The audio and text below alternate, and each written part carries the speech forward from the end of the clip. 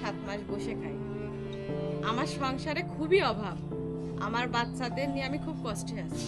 আচ্ছা, আমার 2টা ছেলে, আমার বড় ছেলেটা ক্লাস 8-এ পড়ে, ছোট ছেলেটা 1-এ। লেখাপড়া তো হচ্ছে। আমার ছেলে স্কুলে 8-এ উঠছে, 5 মাস আমি একটা টাকাও বেতনও দিতে পারি নাই।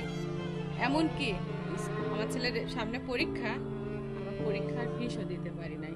আমার ছেলে এসে আমাকে বলছে কি, মামনি যদি পরীক্ষার ফিস না দেয় তাহলে পরীক্ষা দিতে পারবে না।